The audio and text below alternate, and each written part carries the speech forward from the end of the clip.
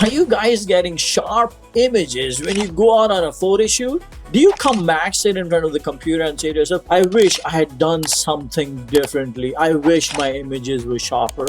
Let's make focusing easy for you.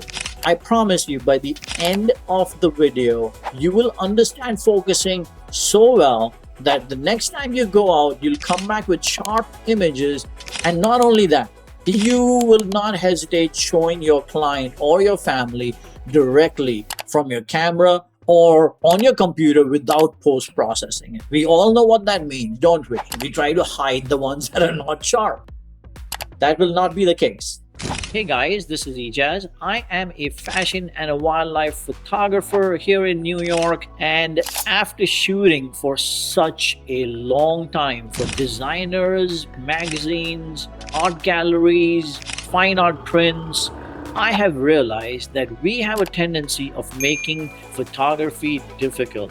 Let's break it down. Let's make it super easy. The first tip on that is make it simple in your mind first, and everything else will fall into place. Guys, let's make photography easy. I'm not going to talk to you about how the light rays go into your lens, how they bend, how they hit the sensor. I do not want to make it difficult. I want to make it super easy. So we're not going to talk about what it does, what the light does, and what the sensor does.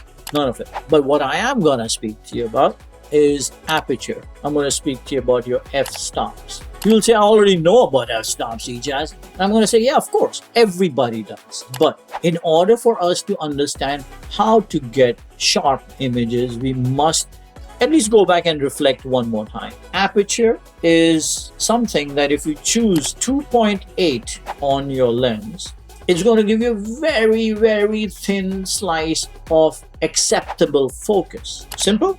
If you choose f/22, it's going to give you a wider slice in your frame of acceptable focus. What do I mean by acceptable focus?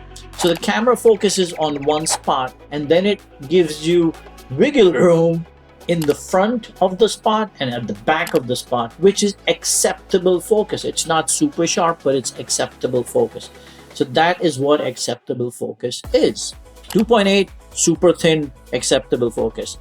f/22, very wide, acceptable focus. I'm going to call it the wiggle room. Yeah, that's all you need to know about f-stops. That is it. I say that there are only two ways to focus, and both of them are super important. Number one is pre-production focusing, which 99.99999% of the people I know don't do. And I have to tell you, I've been doing this for a very long time. You see this? I've been doing it for a very long time, and I still do it every time before I go to any kind of shoot, whether it be fashion, whether it be wildlife. I do my pre-production focusing. I'll explain to you what that means. So, two kinds of focusing: pre-production focusing and focusing on set. Focusing on set or location, I'll speak to you in a minute. But let's talk about pre-production focusing. So there's an app called PhotoPills. PhotoPills can give you how much of the wiggle room. Remember I spoke to you about the aperture? The wiggle room. How much of the wiggle room you have if you chose 2.8, or whatever you have chosen, whatever you have decided to conduct your shoot with.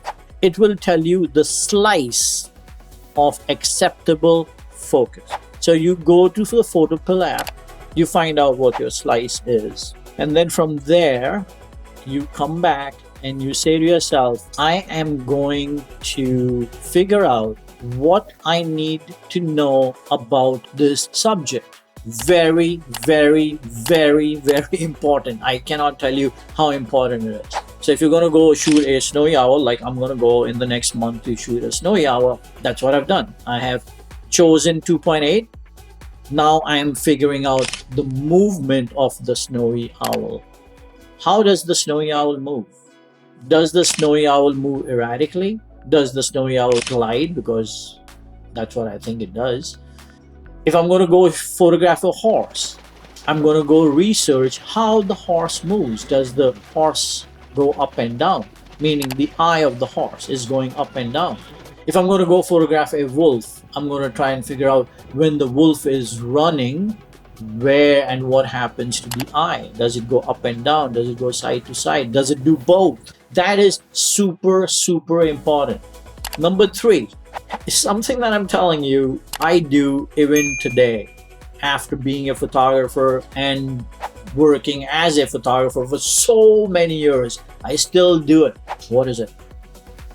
I go out on the street, take my camera, and then I start to focus on the cars moving back and forth and back and forth. What am I doing here? I'm not just training my eye. I am training my system. This time around, I am going to be doing the snowy owls in the next few weeks. I know the snowy owl glides for the most part. So I'm going to follow the car and I'm going to use a very, very small part of the car to focus on, meaning I am going to focus on the side view mirrors. And I'm going to see by the end of my practice, am I getting everything tack sharp? If I am, I'm ready to go shoot snowy owls. So 3 things.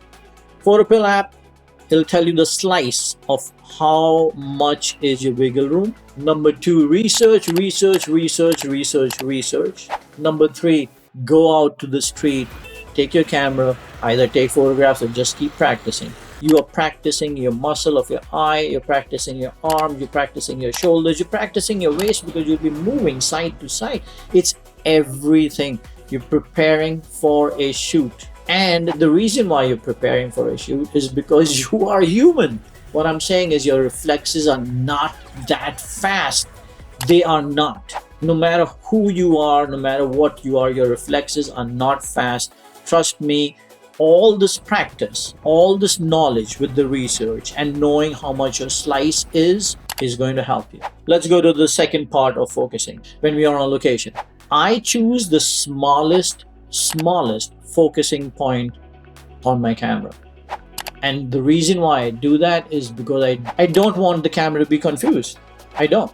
The other thing I do is I predetermine where my animal is going to come from. Is it coming from the left to the right? Or is it coming from the right to the left?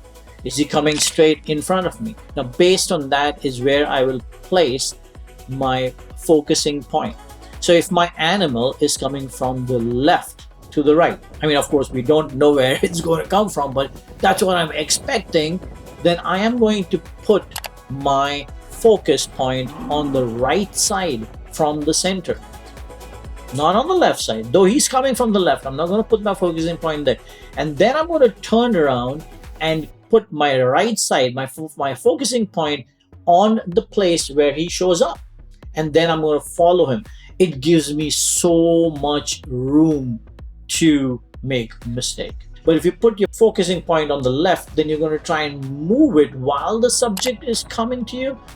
While the subject is going from the left to the right, it's not going to happen. It will not happen. Place your point, keep it there, keep it fixed. These days, new cameras, they have eye focusing, animal focusing, and all of that. Great, turn that on. If that helps you, that will help you. If not, at least you are in control. So, location focusing equates to this: choosing the smallest focusing point.